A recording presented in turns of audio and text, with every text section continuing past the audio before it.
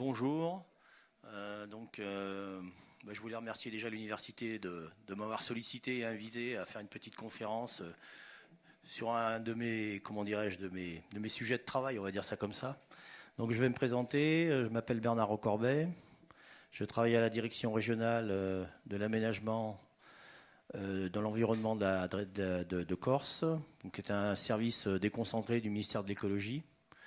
Donc ça fait pas mal d'années que je suis dans ce service, une vingtaine d'années. Donc évidemment les missions ont évolué. J'avais été recruté notamment pour travailler sur Natura 2000, mais je travaille également sur les inventaires SNIEF, dont je vais vous parler aujourd'hui. Un sujet qui, par certains côtés, est assez intéressant, par d'autres un peu moins, mais qui a quand même des conséquences sur la gestion et l'aménagement du territoire. On en parlera tout à l'heure. Au niveau du temps qu'on m'a donné, je crois qu'il y a à peu près 1 heure avec les questions, donc je vais essayer d'être relativement bref, ou peut-être trop rapide, je ne sais pas. Voilà, donc parmi vous, je vois qu'il y a des gens que je connais, ça fait plaisir. Ils connaissent probablement pas mal de choses là-dessus. Donc l'inventaire des zones naturelles d'intérêt écologique, faunistique et floristique et sa modernisation en Corse, voilà le thème que je vais vous présenter aujourd'hui. Voilà. Donc le plan de présentation, grosso modo, je vais vous faire un petit historique et l'objet de l'inventaire. Les textes de base, une présentation assez rapide. La définition des SNIEF, des zones naturelles d'intérêt écologique, faunistique et floristique. La prise en compte et les effets juridiques, en bref, à quoi ça sert. Et le principe de la modernisation de l'inventaire.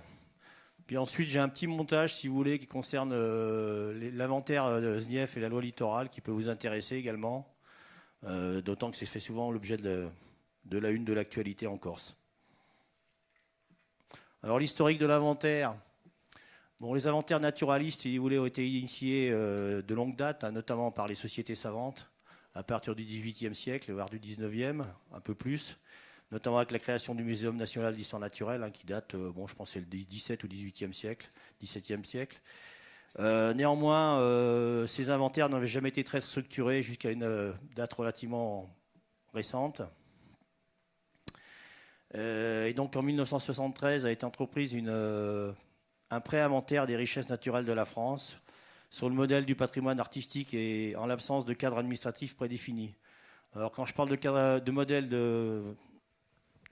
du patrimoine artistique, c'est notamment l'inventaire des sites du patrimoine donc bâti, et puis également les sites remarquables au titre du paysage notamment. Cette démarche d'inventaire SNIEF a été initiée dès 1982 par le ministère de l'Environnement et le Muséum national d'histoire naturelle, qui avait un rôle essentiellement, si vous voulez, de contrôle scientifique, et puis également au niveau méthodologique.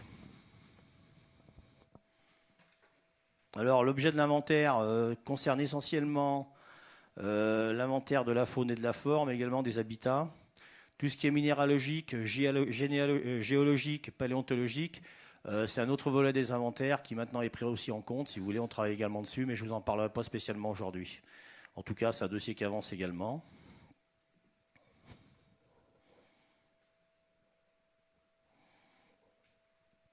Alors, il y avait une première référence, si vous voulez, juridique concernant ces inventaires. Qui date donc de 10 octobre 1989, avec une circulaire d'application relative à l'application de la loi littorale, le L 146.6 du Code de l'urbanisme. Ensuite, il y a une simple circulaire du 14 mai 1991 à valeur technique qui évoque également l'inventaire SNIEF.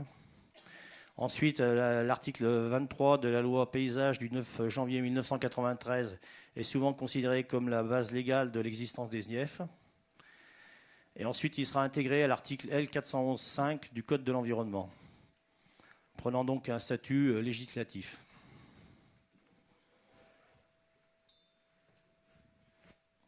Là, j'ai l'inventaire du patrimoine naturel est institué sur l'ensemble du territoire national, terrestre, fluvial et marin. Alors aujourd'hui, je vais vous faire surtout une présentation de l'inventaire terrestre. D'abord, je ne m'occupe pas de l'inventaire marin, et puis il faut dire que ce dossier-là est beaucoup moins avancé, c'est un peu plus compliqué. Parmi vous, certains comme M. Perjean pourraient en parler un petit peu, mais c'est un chantier qui est en cours, mais pour l'instant, on n'a pas vraiment d'inventaire défini. Ça ne veut pas dire qu'on n'a pas les bases de certains inventaires, mais ce n'est pas formalisé. Donc fluvial, oui, bien sûr, il y a des fleuves, notamment en Corse. Donc, je vous ai donné un peu le champ d'application, hein, c'est-à-dire ça concerne essentiellement la faune et la flore. Et puis, depuis quelques années, avec la directive sur la conservation de la nature, directive Habitat et le réseau Natura 2000, on prend en compte aussi les habitats d'intérêt national et européen.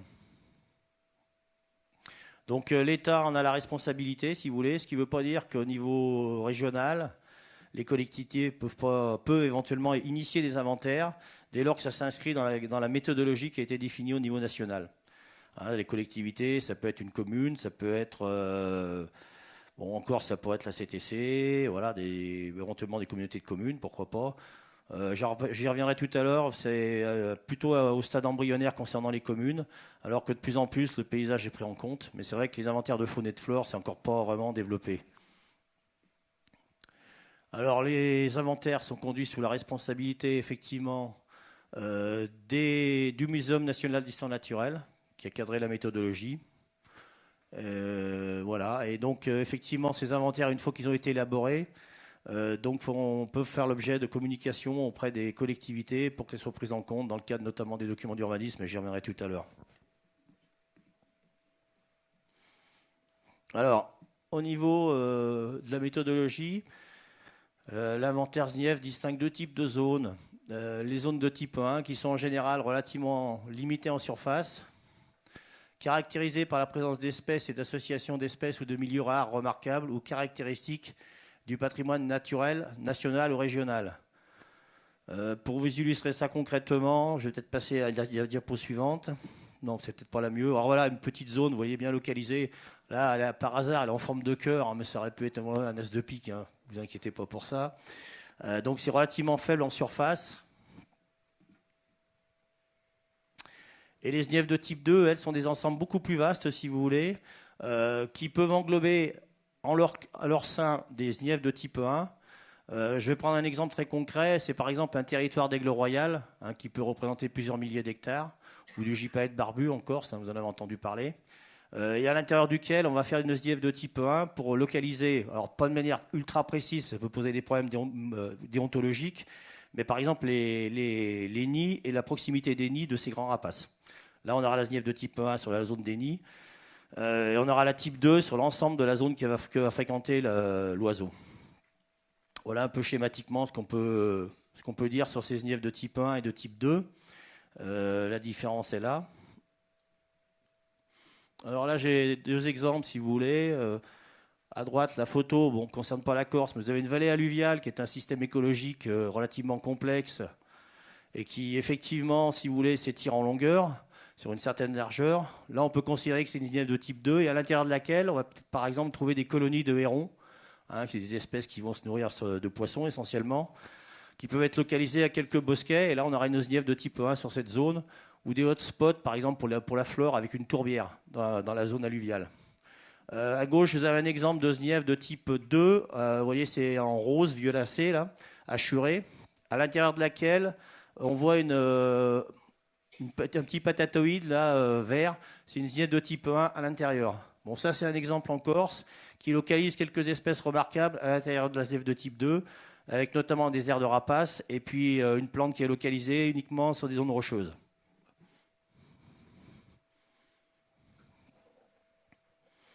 Bon, là, je pense que je vais vous parler un tout petit peu des aspects juridiques, puis après on reviendra un peu à la méthode rapidement. Donc la doctrine administrative, c'est de dire que l'inventaire SNIEF facilite l'appréciation de la mise en œuvre des lois et règlements opposables en matière de protection de l'environnement.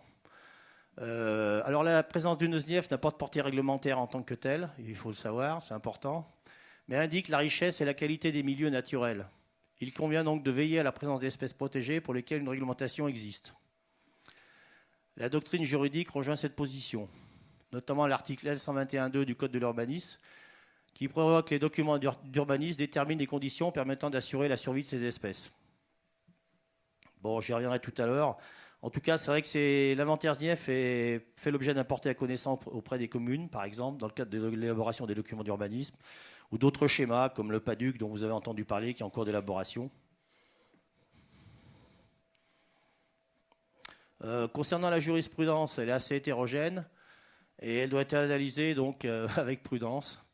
Quelques points forts, malgré tout. Le juge sanctionne assez fréquemment la mauvaise prise en compte d'un inventaire SNIEF, dès lors qu'elle aurait dû servir de référence scientifique utile à la décision publique. C'est vrai que, si vous voulez, on a une méthodologie qui est très lourde qui permet de définir cet inventaire. Donc, ça veut dire que c'est quand même un outil qui est sérieux. Et il se base plus souvent sur un faisceau d'indices, et notamment la SNIEF en fait partie, si vous voulez. Donc, ce n'est pas uniquement la SNIEF, il y a d'autres éléments qui peuvent être pris en compte. Alors, l'article L 411-5 du Code de l'environnement fait obligation à l'administration de porter à la connaissance des collectivités les données de l'inventaire dans le cadre de l'élaboration des documents d'urbanisme. Donc ça, c'est indispensable. Bon, le PADUC étant un document, on peut considérer d'orientation et d'aménagement, c'est également la même chose. Alors là, je vais revenir un peu dans la méthode qui permet d'élaborer une zone d'intérêt écologique ou éventuellement de la moderniser. Alors, une étape préalable, si vous voulez, qui vous paraîtra peut-être un peu administrative, mais qui est une composante scientifique importante, c'est la constitution du Conseil scientifique régional du patrimoine naturel, le CSRPN, par le préfet. Donc, c'est une instance qui regroupe des scientifiques de différentes spécialités. Gérard Perjean en fait partie. Donc, il y a des spécialistes du milieu marin, des botanistes, etc. Voilà, donc des ornithologues, des mammalogistes qui étudient les mammifères, des ichtyologues aussi, éventuellement. Vous voyez, donc c'est assez hétéroclite, mais c'est important d'avoir cette composition assez variée, des économistes aussi. Et ces gens-là vont se prononcer notamment, parce qu'ils ont d'autres choses à faire, bien sûr, notamment sur ces inventaires SNIEF, donc et donner un avis sur leur crédibilité, leur contenu, etc. Donc c'est la première étape, évidemment, il faut que ce conseil scientifique existe, sinon l'inventaire SNIEF ne peut pas être, validé, ou au moins, en tout cas, faire l'objet d'avis. Donc le premier travail du Conseil scientifique régional du patrimoine naturel en Corse, quand il a été créé officiellement, si vous voulez, ou recréé, parce qu'il en existait un bien plus anciennement. Donc à partir de 2005, c'était de définir une liste d'espèces et d'habitats qu'on a définis comme déterminants. Ça, le guide méthodologique, je vous en présenterai quelques-unes tout à l'heure, le guide méthodologique du muséum définit maintenant, depuis 2005 et un peu avant, une liste d'espèces ou d'habitats naturels déterminants, c'est-à-dire qui ont une forte valeur patrimoniale et qui vont être pris en compte dans ces inventaires. Donc c'est plutôt des espèces à forte valeur patrimoniale, soit parce que elles ont un intérêt pour la conservation de la nature, soit qu'elles sont très menacées, qu'elles présentent une identité particulière. Je pense notamment aux espèces endémiques, dont on parlera tout à l'heure éventuellement, bien sûr.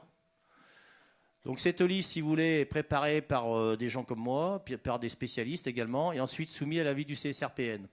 Donc là, une première liste avait été présentée en 2005. Et ça nous a permis de travailler sur la modernisation de cet inventaire, parce que je vais y revenir tout à l'heure. Il y avait un premier inventaire qui avait été fait pour 1990. Donc cette liste, bien sûr, elle peut être amendée en fonction de l'évolution des connaissances. Vous savez que les espèces, c'est un monde vivant, donc ça évolue. Ça peut être à la baisse, à la hausse, pour différentes raisons d'ailleurs. C'est pas forcément uniquement des destructions, ça peut être simplement l'évolution des biotopes, par exemple, qui est très importante. Vous imaginez qu'une espèce de milieu ouvert, c'est-à-dire de prairie, si elle se reboise, l'espèce elle a tendance à disparaître. Et puis il y a la connaissance qui évolue également, notamment chaque année ou presque de nouvelles espèces sont découvertes. Alors en Corse, on est un peu privilégié pour certains taxons, notamment même pour la botanique par exemple. Il y a des nouveaux taxons qui ont été découverts encore récemment, puisqu'on a des espèces endémiques et qui ont fait l'objet d'une description. Donc dans la première liste de 2005, elles n'apparaissaient pas forcément, mais comme elles ont été décrites récemment et qu'elles sont très très localisées, voire très rares, elles peuvent apparaître dans les listes qui évoluent. Donc régulièrement, on fait évoluer cette liste d'espèces déterminantes qui va nous permettre ensuite de travailler sur cet inventaire.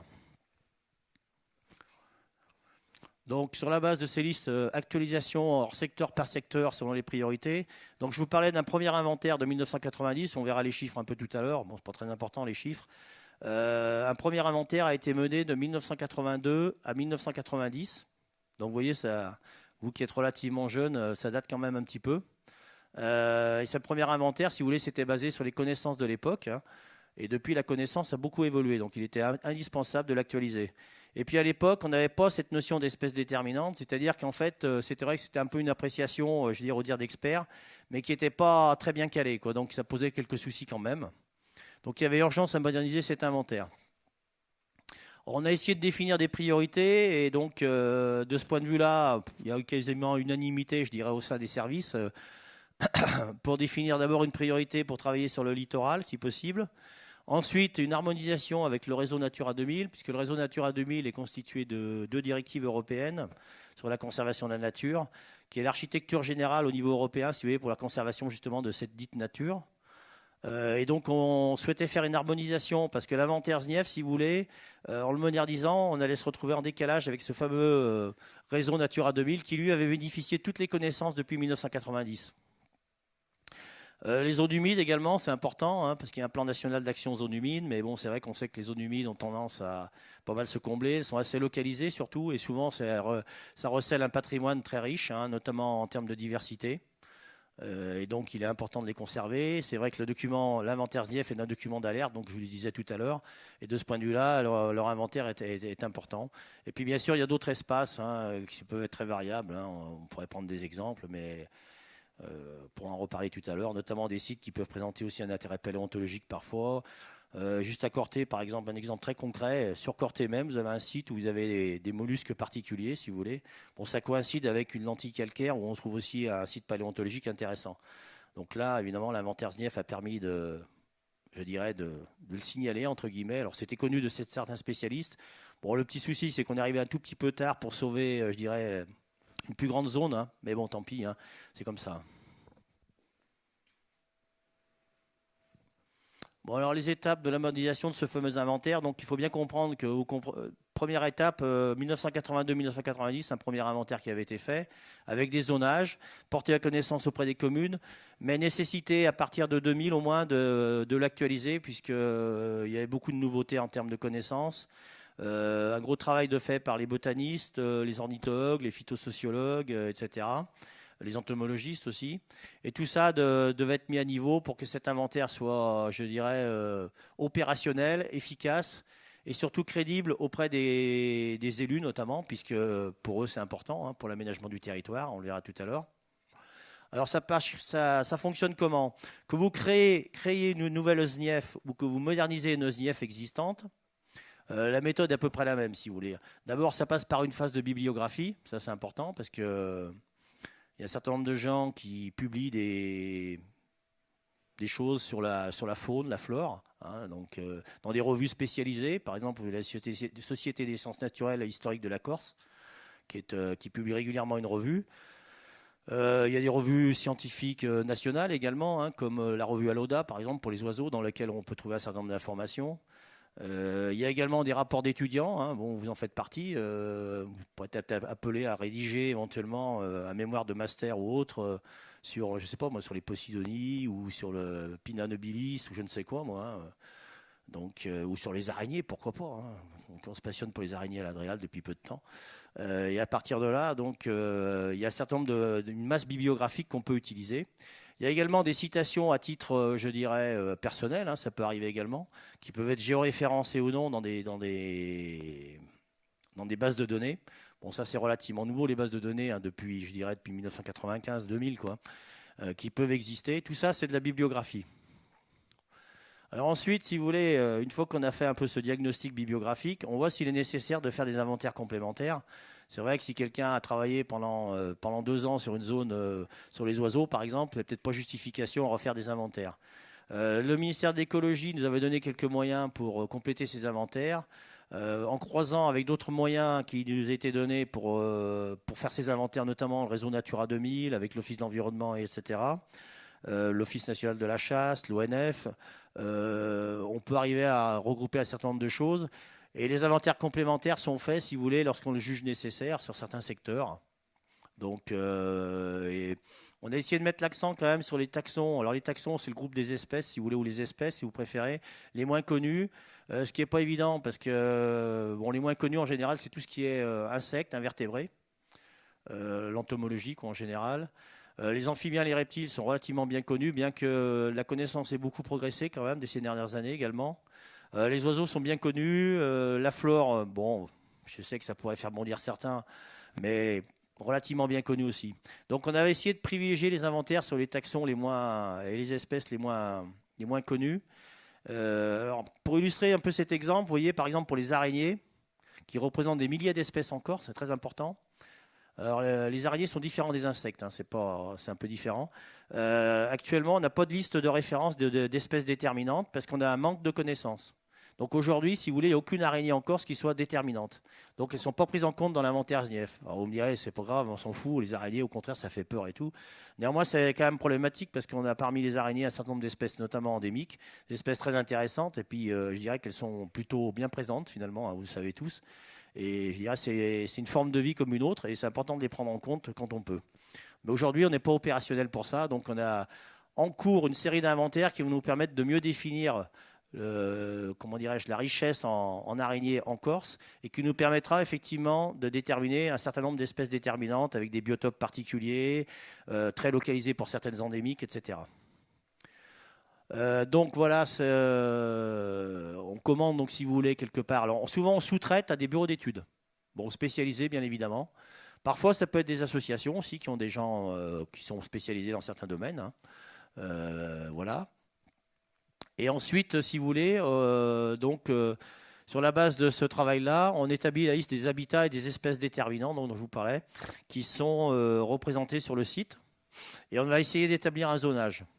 Alors, je vous disais qu'on peut soit éventuellement créer des SNIEF, c'est-à-dire qu'effectivement, sur la base de la bibliographie et des inventaires, considérer qu'un certain espace justifie d'être une zone naturelle d'intérêt écologique, faunistique et floristique. Au contraire, la réviser quand elle existe déjà. Alors ça peut être une révision à la baisse ou à la hausse, hein.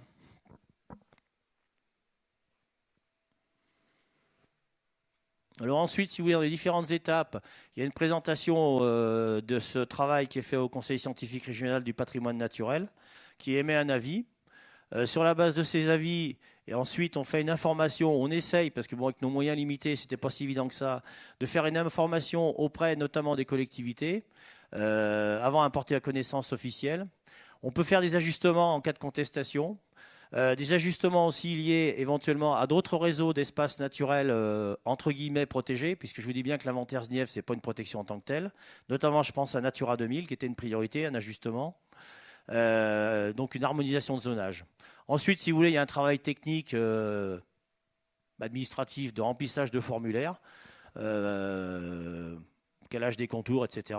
Puis après, l'envoi au Muséum national d'histoire naturelle, des propositions qui valident en général les propositions qui sont faites en région, hein, parce qu'ils n'envoient pas à chaque fois un spécialiste pour vérifier ce qu'on a fait, hein. Donc, entre guillemets, si d'un point de vue purement technique ça colle, si vous voulez, s'il n'y a pas d'aberration dans les fiches, en général, ils valident. Il peut y avoir qu'il y ait des erreurs, si vous voulez, parce que vous utilisez régulièrement les outils informatiques, vous avez vite fait cliquer sur une manette qui n'est pas la bonne, hein. Alors vous vous retrouvez avec, je sais pas moi, je donne un exemple très concret, je sais pas, du vautour fauve à la place de l'aigle royal, c'est embêtant quand même. Mais ça, ils s'en rendent compte, hein. Voilà. Donc ensuite, si vous voulez, une fois que la SNIEF est validée par le Muséum national d'histoire naturelle, elle peut être mise en ligne. Et ensuite, elle fait l'objet de porter à connaissance auprès des communes, des municipalités, des communautés de communes, des aménageurs également, hein, lorsque par exemple vous avez un projet de carrière, on porte à connaissance, conseil général aussi, par exemple pour un projet routier, des choses comme ça.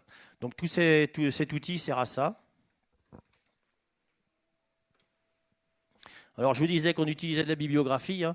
La bibliographie, elle est très variable. Je vous en ai parlé tout à l'heure. Ça peut être des documents très anciens. Ça pose problème parce que, effectivement, est-ce que les éléments cités dans cette bibliographie existent toujours? C'est pas certain. Alors, à ce moment-là, il faut peut-être faire une actualisation, c'est-à-dire financer des inventaires complémentaires, comme des documents très récents.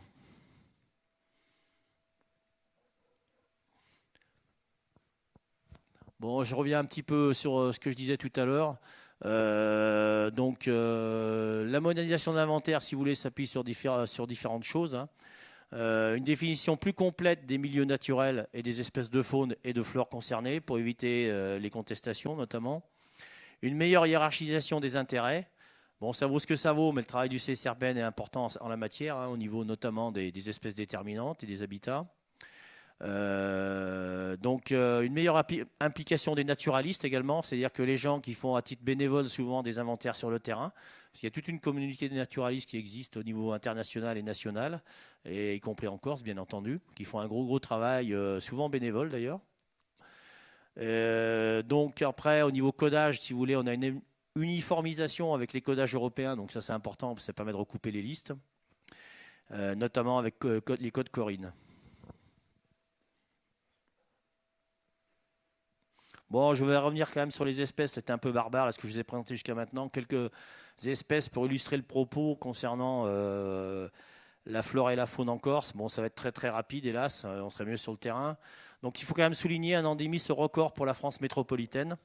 Hein, donc, puisqu'on a 8% de la flore qui est endémique, hein, ce qui est quand même considérable. Donc, et là, c'est de l'endémisme qui peut être strict, comme un peu plus large. Hein. Endémisme strict, c'est strictement la Corse. Endémisme un peu plus large, ça peut être des espèces qu'on va trouver uniquement, par exemple, en Sardaigne et en Corse. Les mollusques sont très, très, très localisés également. On a plus de 25% des mollusques terrestres qui sont endémiques. C'est assez important, hein. C'est même très, très important. Et 28% des amphibiens. Alors, à contrario, pour les espèces de faune, on a souvent une diminution de la diversité, par contre. Hein. Ça, c'est souvent une petite erreur que font les gens. Ils confondent un peu l'originalité et la diversité. En Corse, comme sur toutes les îles, si vous voulez, on a quand même un appauvrissement du nombre de taxons en général, du nombre d'espèces présentes, du fait du confinement, si vous voulez, du fait aussi que les biotopes sont souvent de surface limitée et que certaines espèces ne peuvent pas s'installer. Pour prendre un exemple très concret, la pie bavarde, que certains d'entre vous connaissent peut-être sur le continent et qui est très commune, ici elle est absente. La mésange nonnette également pour les oiseaux, vous voyez, donc des taxons qui sont relativement communs sur le continent peuvent être absents. Pour les poissons, c'est très caractéristique. On a très peu de poissons d'eau douce présents en Corse à l'état naturel. Bon, on a évidemment la truite, alors sous différentes formes, hein, puisqu'on a la truite macrostigma de montagne. On a également la truite méditerranéenne qui est pas mal corcisée maintenant depuis des milliers d'années. Mais par contre, il nous manque tout un tas d'espèces, notamment les cyprinidés, hein, la carpe, etc., qui viennent d'être introduits d'ailleurs. Notamment, vous avez par exemple le verron, hein, qui est un petit poisson qu'on trouve à Corté maintenant, mais qui a été introduit très récemment. Alors, à contrario de la diversité, donc, on a quand même un endémisme formidable qui attire d'ailleurs énormément je dirais, les naturalistes, les biologistes du monde entier. Hein. Alors, un petit exemple là, donc vous avez un myosotiste, le myosotiste de haute montagne, hein, qui est sur la droite, la bleue là. Vous avez les Brassica insularis. Alors, je le montre souvent, le Brassica insularis, parce que c'est des espèces qui présentent un intérêt également pour l'agriculture éventuellement, hein, puisque c'est une banque de gènes importante à conserver, puisque la biodiversité, c'est aussi conserver une banque de gènes avec des espèces très variées qui peuvent avoir comment dirais-je, des possibilités de développement en agriculture, mais aussi au niveau médical, hein, des applications. Donc le chou insulaire, évidemment, c'est de la famille des choux, mais c'est un chou qui est particulier. Là, c'est la sous-espèce à fleur jaune qui se trouve sur Corté, hein, un peu au-dessus, là, donc c'est pas loin d'ici, pour ceux qui connaissent. Vous avez la rhum mange-mouche également. Alors lui, ils sont très mauvais hein, quand vous en approchez au printemps et qu'il est en floraison. Justement, cette mauvaise odeur attire les insectes pour la fécondation et la reproduction, qui était endémique un peu plus large. Hein. Voilà, donc au niveau endémisme pour la faune, on a quelques espèces remarquables. On a la truite macrostigma, alors qui n'est pas forcément élevée au rang d'espèce pour l'instant, mais qui est quand même très importante. Alors vous noterez que la robe, pour les spécialistes ou les pêcheurs, elle n'a pas forcément des grosses taches rouges, cette truite macrostigma, parce qu'elle affiche un polymorphisme marqué selon les bassins versants. C'est-à-dire qu'en fait, le phénotype, si vous voulez, parce que l'aspect visuel, moi je suis pêcheur de truite, donc je peux vous en parler pendant des heures. Le phénotype, si vous voulez, est variable selon les bassins versants, mais n'empêche que c'est quand même la truite corse. Hein. Ça, c'est les indicateurs, les marqueurs génétiques qui nous l'ont montré. Et parfois, il est vrai qu'il est difficile, simplement visuellement, de différencier une truite corse d'une truite introduite, la truite atlantique. Puisque la truite atlantique a été introduite sur la base d'une souche originaire des pays scandinaves, notamment du Danemark, et qui se reproduit en captivité de manière très facile. Et le gros souci qu'on a avec cette truite, c'est qu'elle s'hybride. Voilà. Alors ensuite, pour la citelle corse, c'est le seul oiseau strictement endémique de Corse. Il y a des gens du monde entier qui viennent la voir. Alors je ne veux pas dire que c'est des hordes de touristes qui défilent dans la Restonique pour venir voir la citelle, hein, c'est pas vrai, mais il y a quand même chaque année quelques personnes qui viennent. D'ailleurs, il n'y a pas très longtemps, moi, un Américain m'avait contacté pour venir la voir. Donc voilà, avis aux amateurs, hein, si vous voulez faire visiter la Corse pour montrer les citelles. Alors, la citelle corse, elle est un peu plus petite qu'un moineau, hein, à peu près, ouais, on va considérer que c'est la taille d'un moineau. Elle vit dans le Panarich, hein, certains d'entre vous en ont peut-être vu, mais elle est quand même difficile à localiser. Pour essayer de la trouver, il faut faire un petit cri que je pourrais vous imiter tout à l'heure, mais si on a le temps seulement. Hein. Voilà, c'est un petit secret pour la faire venir. Il y a également le mouflon, évidemment, qui est présent. Alors lui, c'est un paléo endémique. Il a été introduit par l'homme, en fait, il y a très très longtemps. Mais c'est une espèce très intéressante. Et il semblerait même maintenant qu'il y en ait deux souches différentes. Une souche qui se trouve donc dans le massif du Tchint, pas très loin d'ici, puis également une souche sur Bavel. Donc il y a une histoire d'introduction qui est un peu différente. Et apparemment, les deux souches ne se seraient jamais mélangées. Donc ça, c'est la génétique qui le dit, et puis également des caractères morphologiques, mais la génétique l'a quand même confirmé.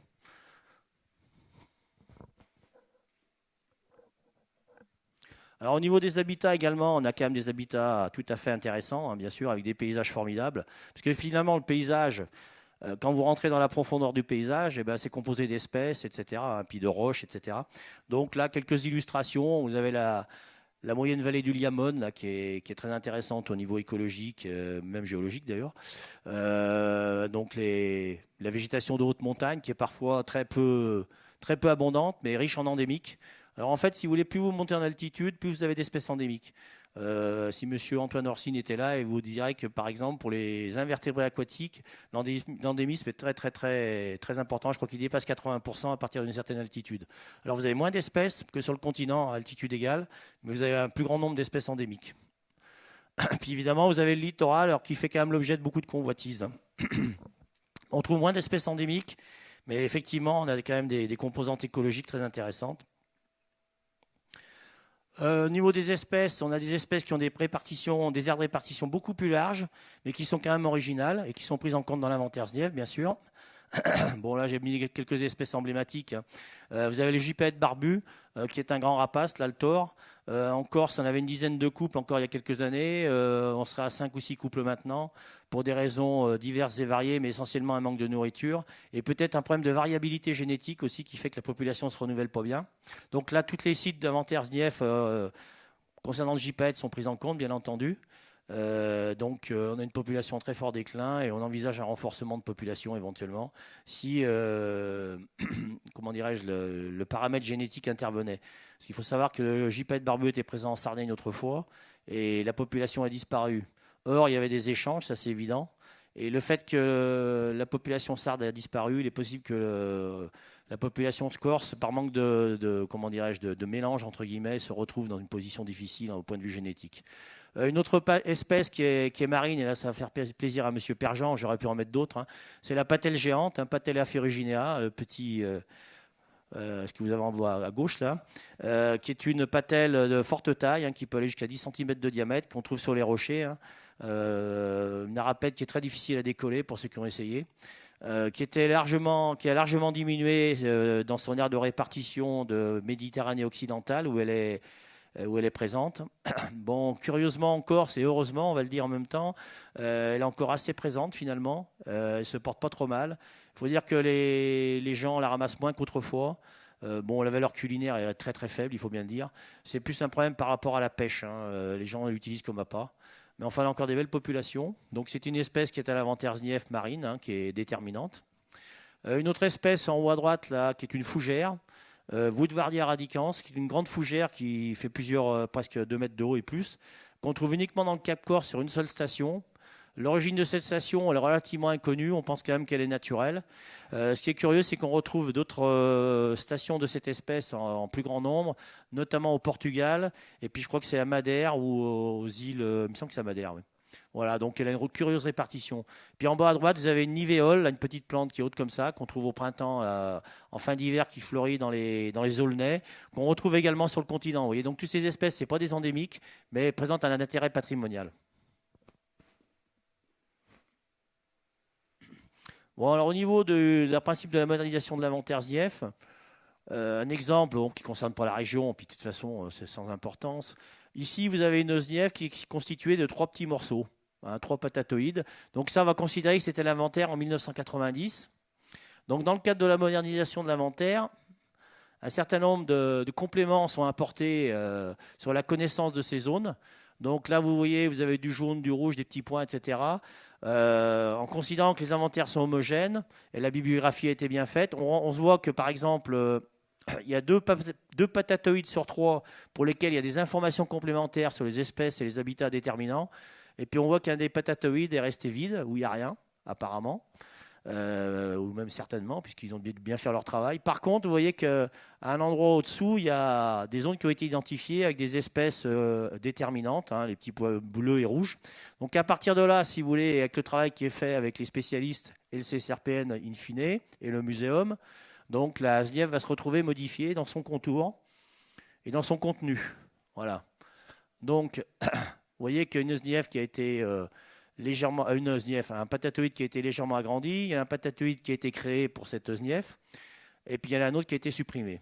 Donc ça, c'est un travail qui doit rester scientifique, il ne faut pas l'oublier. Donc, parfois, on travaille un petit peu au dire d'experts, mais néanmoins, la SNIEF n'est pas forcément toujours en agrandissement ou toujours à rétrécir, elle peut prendre des formes variables. Ça, c'est un exemple, effectivement, où vous voyez, on a créé finalement une nouvelle SNIEF quelque part, hein, et puis à côté de ça, il y a un petit morceau qui a été supprimé.